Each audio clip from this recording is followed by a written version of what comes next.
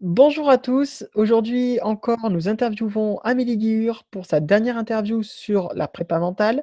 Amélie, je vous rappelle, nous a déjà fait 3 interviews. Une sur, son rapport au haut niveau, une seconde sur, la préparation physique et notamment, pour les femmes, une troisième sur sa partie préférée, la nutrition et aujourd'hui on travaille le mental. Bonjour Amélie, comment vas-tu? Bonjour à tous, je vais très bien, merci. Alors, merci à toi de prendre le temps de répondre à nos questions et cette fois, je le dis en début d'interview, Amélie donne des stages, vous fait découvrir le judo, sa passion pour les sports de combat. Mais, voilà, là, elle se sent vraiment apte à vous enseigner le judo, vous faire découvrir, ce sport qu'elle a pratiqué à très haut niveau. Donc n'hésitez surtout pas à la contacter, sur les réseaux sociaux, on vous met les liens en dessous. Vous soyez des femmes, des hommes, peu importe le niveau, peu importe l'âge, n'hésitez surtout pas, elle sera motivée pour venir vous retrouver. Exactement. Je vous attends. As-tu déjà eu un préparateur mental attitré, ou est-ce que tu t'es toujours débrouillé tout seul sur ce point-là? Alors oui, j'ai eu un préparateur mental, lorsque j'étais sur le club de Champigny-sur-Marne, quand j'étais, à l'INSEP. Donc mon préparateur mental, s'appelle, Laurent Mességuet. J'ai travaillé avec lui pendant quelques années et son travail a été, formidable et m'a permis de vraiment de progresser. La partie mentale est aussi importante pour moi que la partie, préparation physique ou nutrition. Donc, les 2 thèmes, sur lesquels on a parlé, auparavant et voilà, je recommande si, les gens ont les moyens de prendre un préparateur mental, de le faire. Ce qui est pas évident, à trouver, mais ça se démocratise de plus en plus, hein, un préparateur mental. Aujourd'hui, tu en as pas, au niveau du MMA? Non, j'en ai pas à l'heure actuelle, parce qu'en fait, Laurent m'a donné les clés. On va dire, il m'a donné, des bases. On a fait, du travail, des ancrages, des techniques, c'est un petit peu compliqué à expliquer, vraiment ce qu'on fait lors des séances. Faut vraiment essayer pour, voilà, pour comprendre. Mais, on va dire le travail qu'il a fait avec moi sur le judo, je peux le reproduire, sur le MMA, en fait. Je peux, voilà, faire les mêmes exercices, pour le MMA comme je le faisais pour le judo. C'est ça qui est très intéressant et il faut aussi savoir que, la préparation mentale, c'est pas également que pour les sportifs. Ça peut servir également pour pas mal de choses, pour, les chefs d'entreprise, les hommes politiques, pour, pas mal de choses. Donc, pour préparer les discours, pour gérer une équipe, pour, voilà, gérer la pression, le stress. Dès qu'il y a une situation à pression. Voilà, c'est ça. C'est vraiment, ça peut être un bon complément, pour sa vie aussi de tous les jours. Je te rejoins 100. Je rebondis sur le fait que tu disais, il t'a appris à utiliser, ces outils, c'est exactement le rôle d'un préparateur mental. Moi, je suis aussi préparateur mental. Ça, je suis diplômé en France, celui-ci et du coup, c'est vrai que quand j'accompagne un athlète, mon but, c'est de lui donner les outils. C'est le but du préparateur mental, c'est qu'il vole de ses propres ailes, c'est pas d'être tout le temps derrière. Hem et voilà, c'est-à-dire que comme tu le disais, du coup, de ce fait, chaque séance est complètement unique. Pour le même Oui. problème, on n'aura pas la même solution, pour telle ou telle personne et c'est pour ça qu'un préparateur mental est nécessaire pour apprendre à se découvrir, par contre. Ouais, ouais, c'est vraiment, enfin, je trouve que le travail, mental qu'on peut faire qui ensuite, enfin, je trouve que c'est fou, en fait, ce que le mental, peut faire, sur notre physique.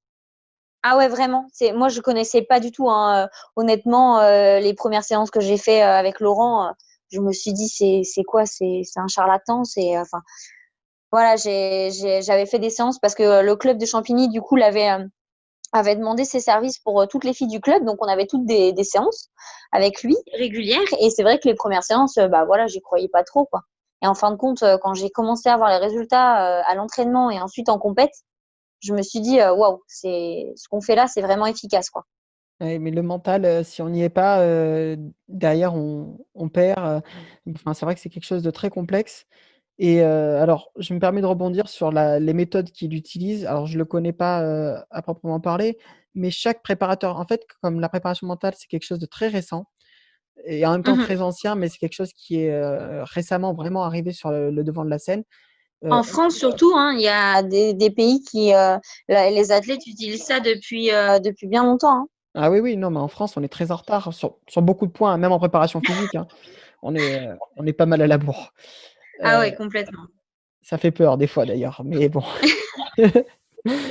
Et du coup, chaque, préparateur mental va avoir, entre guillemets «ses spécificités». Donc si vous êtes tombé sur un préparateur mental qui, vous convenait pas, ça veut pas dire que la préparation mentale ne vous convient pas. Faut faire Mmh attention à mh. ce piège, à ce raccourci, parce qu'il y en a qui vont plus se tourner vers la sophrologie, il y en a qui vont se tourner vers la méditation. Après, bien sûr, ils vont utiliser plusieurs cordes, à leurs arcs, mais c'est ça que je veux dire, chacun utilise ses propres méthodes. C'est pas parce qu'il y en a un qui a pas Oui, eu et puis il y en a qui peuvent être plus, spécifiques, sport de combat, d'autres, enfin pour la vie de tous les jours, ça dépend en fait, aussi de la personnalité du préparateur mental.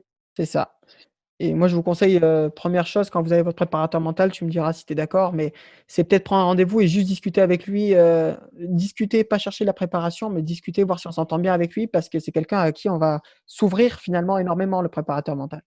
Ouais, exactement, c'est super important. Moi, je sais qu'avec Laurent Mességuet, ça avait très, très bien matché entre nous. Vraiment, son travail avec moi fonctionnait super bien. Et ça fonctionnait pas forcément avec d'autres athlètes du club. Pas autant, en tout cas.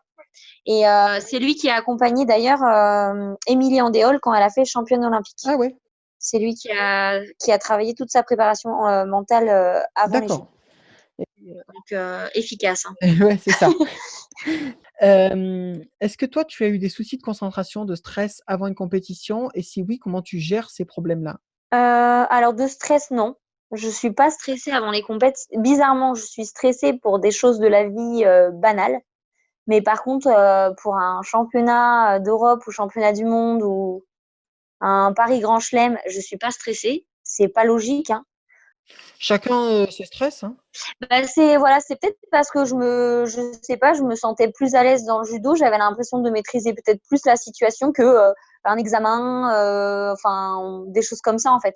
C'est voilà. Après des soucis de concentration, en compétition, non. À l'entraînement, oui. C'est ce que je disais sur d'autres interviews, que pour moi, c'était difficile, d'avoir la même attitude, à l'entraînement que, celle que j'avais en compète. Que c'était difficile pour moi, voilà, d'imaginer, être en compète alors que je suis à l'entraînement, mettre la même intensité, la même, enfin le même dynamisme, et cetera. Mais sinon, non, j'ai jamais eu enfin, j'ai pas le souvenir d'avoir eu des soucis de concentration. En tout cas, enfin, quand c'est le combat, il faut être, enfin, c'est focus, quoi. Par contre, voilà, j'ai travaillé d'autres points avec Laurent, comme par exemple, c'est ce qu'on disait sur d'autres interviews, sur par exemple l'agressivité. Ça, c'était quelque chose sur lequel je devais vraiment travailler beaucoup. Quel exercice il t'a donné à faire là-dessus que tu pourrais conseiller justement à quelqu'un qui aurait besoin de développer un peu son agressivité? On a fait des ancrages. Donc c'est un petit peu difficile à expliquer, mais on va dire c'est des techniques qui permettent en quelques secondes, si on arrive bien à gérer l'exercice, à faire monter de l'agressivité en nous. Ouais, faire un switch. Ouais, voilà, c'est ça. Et j'ai travaillé également l'imagerie mentale. Mmh. J'ai travaillé, ouais, l'ancrage, c'était avec un souvenir à moi D'accord. du passé. Voilà. Ah, franchement, on avait plein de techniques différentes. Et en fait, Laurent me donnait pas mal d'exercices à faire, soit bah, chez moi, soit à l'entraînement. J'avais des thèmes à faire, j'avais des choses à mettre en place sur l'entraînement pour qu'ensuite ça devienne automatique. Merci. Non, mais parce que j'arrête pas de le dire et il y a des gens qui le prennent pas au sérieux. La préparation mentale, ça s'entraîne. C'est comme la préparation physique. Si vous arrivez le jour, de, votre compétition et qu'on vous a dit que la méditation, c'était bien pour rester concentré, mais que vous l'essayez le jour de la compétition, ça servira à rien. Il faut s'être entraîné avant. C'est impossible, hein. C'est comme ceux qui s'entraînent dur 2 jours avant la compétition. Voilà. Ça sert strictement à rien, à part perdre de l'énergie. L'entraînement, c'est pas une semaine avant la compète, c'est des semaines et des mois avant. travail que vous avez fait 3-4 mois avant qui sera bénéfique pour la compète. C'est pas 48 heures avant. Ça sert à rien. 48 heures avant, c'est du repos. C'est ça. Non, mais c'est vrai, c'est une erreur qu'il y a beaucoup, beaucoup, beaucoup dans de nombreux Mais clubs oui, en France. Même les professeurs, certains, je jette pas la pierre, mais certains le font ça. La compète, par exemple, est le samedi. Les profs font des séances de fou le jeudi. Mais ça sert à rien. À part épuiser ou prendre des risques de blessure, ça sert à rien. Votre judoka, il sera performant avec le travail que vous avez fait 15 jours, 3 semaines, un mois avant. Voilà, c'est celui qui a envie de, par exemple, je sais pas moi, mettre Uchimata comme technique à la compétition le samedi et il travaille le vendredi. Il y a peu de chances qu'il y arrive, quoi. tout à fait. C'est clair. Non, non, mais c'est vrai que je dis ça parce que des fois, j'ai des messages sur les réseaux. D'ailleurs, j'essaie de répondre à un maximum de personnes. Des fois, j'ai des messages de judokas ou de parents, etc., qui me demandent des conseils. Et c'est vraiment, voilà, ce que je dis. Semaine de compète, reposez-vous. C'est du repos. Il faut arriver à la compète avec de l'énergie. Et bien comme ça, quand les gens te poseront des questions, tu pourras les renvoyer directement sur cette interview. Ça évitera d'avoir à répéter 10 000 fois la même chose. C'est ça. Je rebondis juste sur le fait que tu as dit, on a parlé du switch et l'imagerie mentale. On a fait 2 vidéos dédiées, notamment au switch et à la visualisation. Donc, on vous les mettra en lien. Visualisation c'est très important. J'ai utilisé ça lors de périodes de Ah blessure, par beh, voilà, exemple. c'est ce que je disais, pour pas perdre la connexion neuromusculaire, pour, rester en forme, c'est quand même quelque chose qui permet de garder le cap. Et ça fonctionne super bien. Je dis ça parce que quand j'avais été blessée, je crois que ça devait être au genou. J'avais eu quelques semaines d'arrêt et avec du coup Laurent, on avait mis en place un travail sur un nouveau mouvement que je n'avais jamais fait auparavant, une nouvelle technique que j'avais pas pu en fait faire comment à l'entraînement. J'étais blessée. Donc, j'avais regardé quelques vidéos, etc., pour bien analyser le mouvement. Et en fait, avec Laurent, sur l'imagerie mentale, je devais imaginer cette technique, en fait. Mais voilà, un exercice où je devais être très précise sur l'imagerie mentale que je faisais. Donc, j'ai fait ça pendant toute ma convalescence. Tous les jours, un petit peu d'imagerie mentale. Laurent m'expliquait combien de temps, combien de répétitions, etc. Lui, c'était son travail, donc lui, il savait précisément comment je devais faire. Moi, je peux pas vous dire, chacun fonctionne à sa manière. Mais ce qui était juste incroyable, c'est que je suis revenue à l'entraînement et le mouvement, j'ai su le faire directement. Et dès la première compétition que j'ai pu reprendre, ce mouvement, il passait sans problème, quoi. Alors que j'avais vraiment travaillé au départ que en imagerie mentale et peu de temps en entraînement judo, quoi. Il y a une étude, je sais pas si tu la connais, l'étude des pianistes, enfin du piano, heu, Non, je connais pas ça. il y a un groupe à qui on a fait pratiquer un morceau de musique et un groupe à qui on l'a fait visualiser ce morceau de musique au piano et au bout de 3 semaines, ils l'ont fait jouer aux personnes qui se visualisaient, qui l'ont joué presque aussi bien et quasiment au bout de quelques heures d'entraînement, aussi bien que ceux qui s'étaient entraînés pendant des semaines. Ah, ça m'étonne même pas. Le cerveau, on a des capacités que je pense on connaît même pas encore tout. Beh, oui, c'est ça, je prends l'exemple de la souplesse. Si on prend la souplesse, en fait, ce qui nous limite en premier, c'est le cerveau et nos nerfs, en fait. C'est pas la capacité articulaire à faire un grand écart, hein. Ah oui, complètement. Et puis c'est de la répétition, c'est du travail, C'est ça, c'est habituer le cerveau plus que le corps. Mmh mh. C'est franchement préparation mentale, hein. Là, on parle pour le judo, etc., mais ça peut être pour n'importe quelle discipline, hein, du basket, du golf. Je sais que Laurent, il faisait même des sports de précision. Il avait accompagné un athlète qui faisait du tir, je crois, pour travailler sa concentration, garder son calme. Enfin, c'est C'est incroyable. c'est une autre type de prépa mentale, mais c'est là où, elle est le plus développée, en fait. C'est le golf, notamment et le ski, je crois, Mmh. après. Oui, pour visualiser certainement les pistes, les Tout à ouais. fait, ouais. C'est là où on trouve le plus de préparateurs mentaux, Mmh. globalement. Non, mais franchement, je recommande. Ouais, je suis 100 d'accord avec toi. De toute façon, quand on veut aller dans du haut niveau, mais même au-delà de ça, c'est presque, aussi nécessaire qu'un préparateur physique au bout d'un moment. Ouais, c'est le préparateur mental permet de passer des étapes en fait que par exemple je sais pas moi quand j'ai rencontré Laurent qu'on m'a fait travailler avec lui j'étais un peu à une période où dans ma carrière mon niveau stagnait un peu en fait j'étais arrivée à un très bon niveau mais au bout d'un moment ça stagne un peu quoi ce qui est normal et ce qui est dur c'est de rester au top en fait et du coup c'est vrai que son travail m'a permis de passer encore des échelons supplémentaires.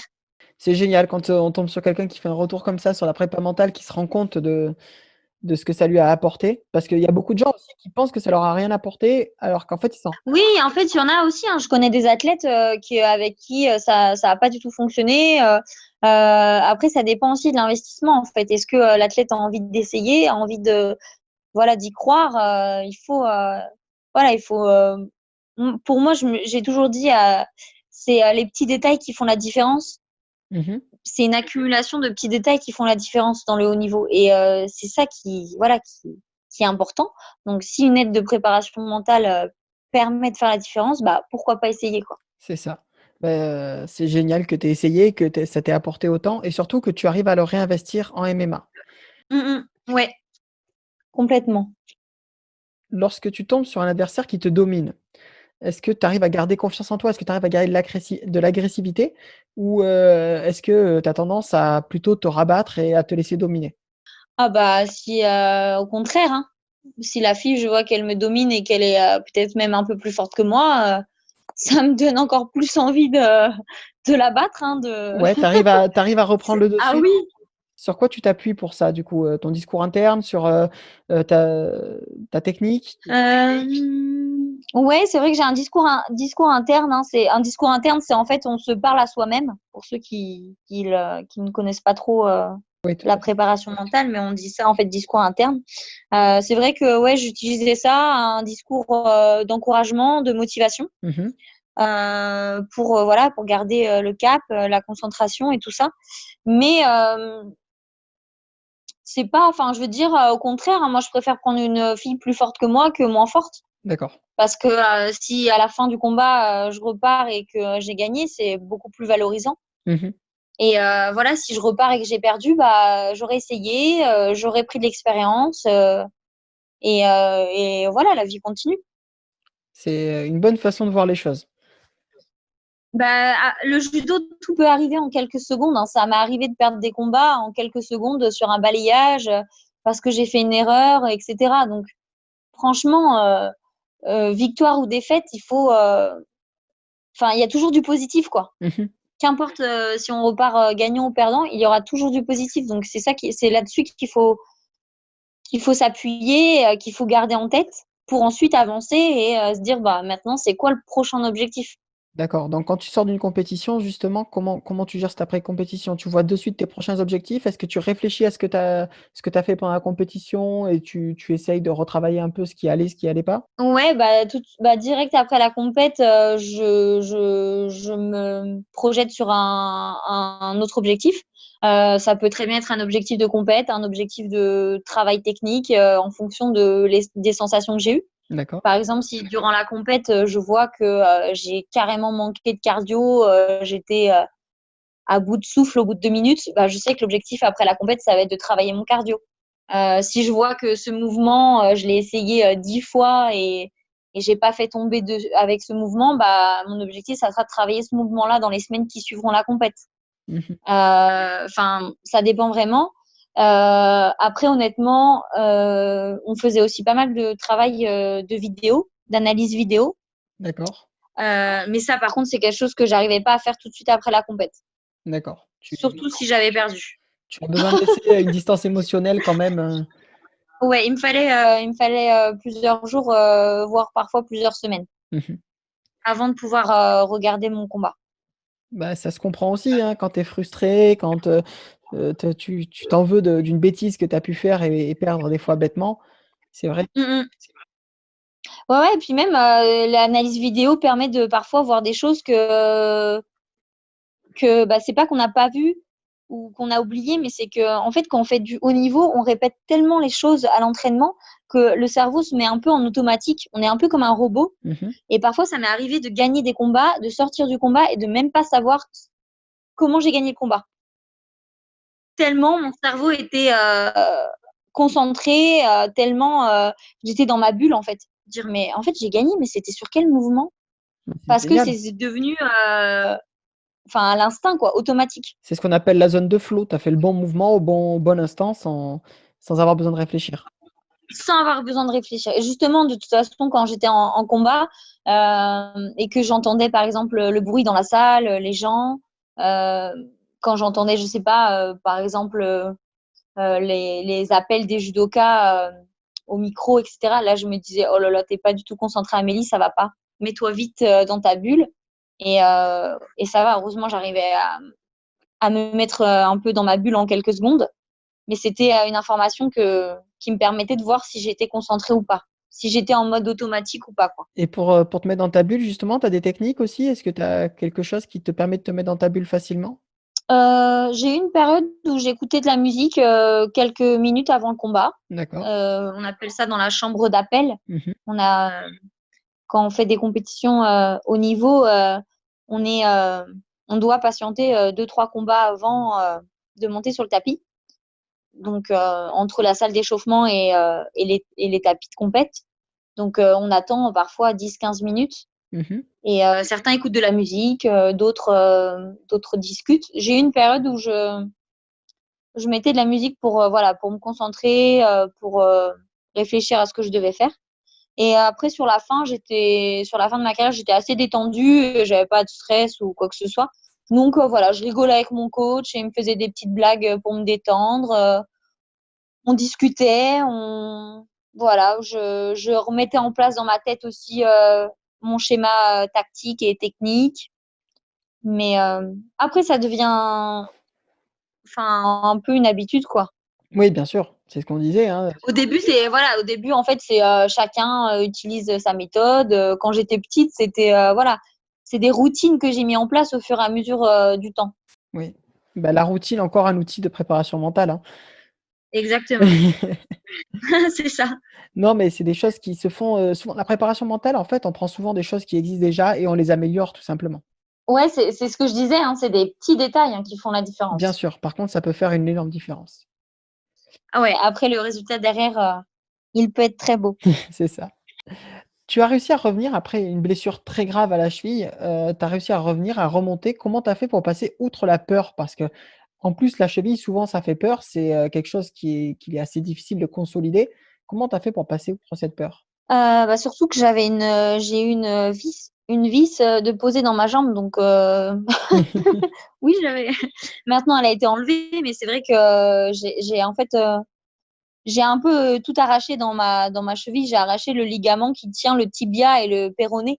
Ah oui? Donc, du coup, j'avais mes deux os qui ne tenaient plus quand je posais le pied par terre. Mes deux os s'écartaient. Ah c'est Et j'avais arraché également un ligament sur le côté, la capsule. Enfin, ça avait touché l'articulation. C'était un peu n'importe quoi. Donc, du coup, j'en ai eu je me suis blessée au mois de fin octobre, 15 jours, je crois, avant les championnats de France, première division. Donc, j'étais vraiment en pleine préparation. Et j'ai dû revenir. Ma première compétition, je l'ai faite au mois d'avril. Donc, ça m'a pris quand même quelques mois. Ça a été assez rapide Euh, quand même? ouais, rapide parce qu'au final, je me suis fait opérer fin octobre et début janvier Ah pour oui. enlever la vis ensuite. J'ai eu 2 mois de plâtre, 3 mois de béquille. J'ai dû réapprendre à marcher parce que j'avais perdu toute la souplesse avec le plâtre Ouais, j'imagine. et la vis. Même encore maintenant, par exemple, quand on fait un salut de judo à genoux, Mmh. je sens que ça tire un petit peu dans ma cheville. L'articulation est toujours restée un petit peu plus raide C'est normal. qu'avant.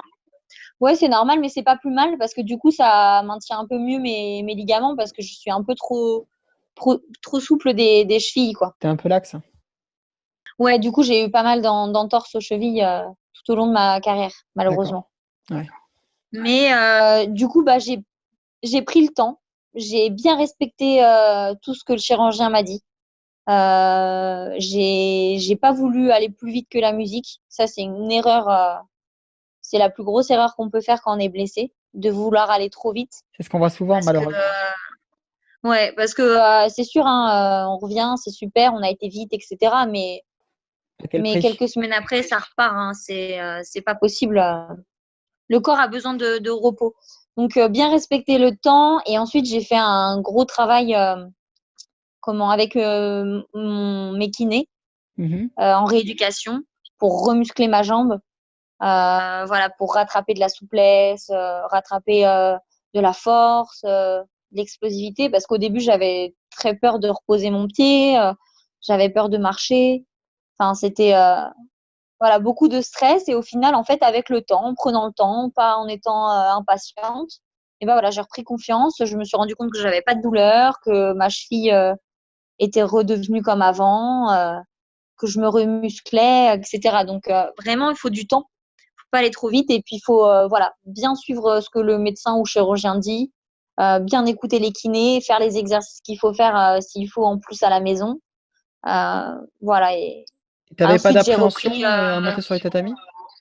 Si, si, bien sûr. C'est pour ça qu'au début, par exemple, mes premières séances de judo, c'était uniquement de la technique, D'accord.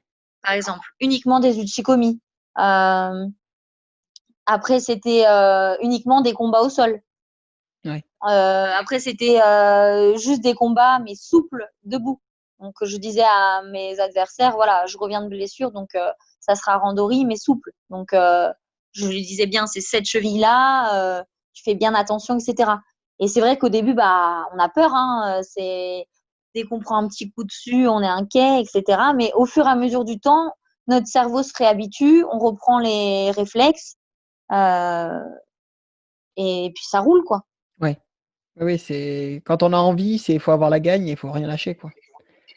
Voilà, c'est ça. Il faut pas oublier, c'est quoi mon objectif, qu'est-ce que j'ai envie de faire, euh, quel était mon objectif avant ma blessure, bah, il restera le même, même s'il sera peut-être juste décalé de quelques mois. Bien sûr, je comprends.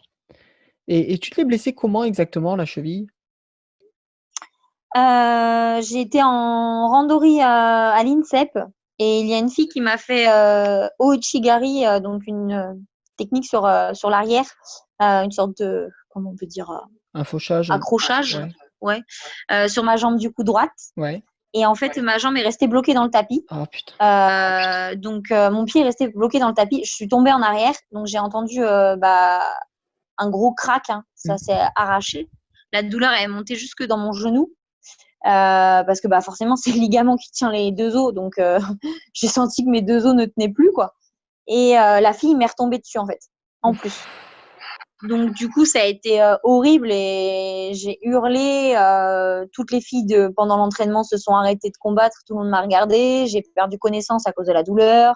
Je me Ouais, suis un peu réveillée quelques secondes plus tard. Enfin, ça a été très ouais. très compliqué, Ouais, je veux bien te très croire. compliqué. Je me suis fait la même chose sur Uranage, mais en beaucoup moins d'amplitude, c'est resté sur, une entorse, une belle, belle entorse. La même chose, le pied coincé dans le tatami. C'est horrible, ces tatamis qui dépassent de rien du tout et on se coince le pied dedans. Bah en fait, c'était même pas le tatami qui déplaçait. C'est j'étais fatiguée en fait. J'étais fatiguée. Je m'étais entraînée tard la veille. C'était, je me souviendrai même toujours. Ça, c'était un jeudi matin. C'était le matin. Pourtant, j'avais fait un bon début de séance, hein, mais je sais pas. J'étais fatiguée. Mes appuis étaient peut-être moins dynamiques que d'habitude. Et puis voilà, ça a été le mouvement a fait que ça m'a bloqué le pied, je sais pas trop comment. Et puis voilà, le corps fatigué, sollicité, un peu de régime par-dessus, et puis voilà.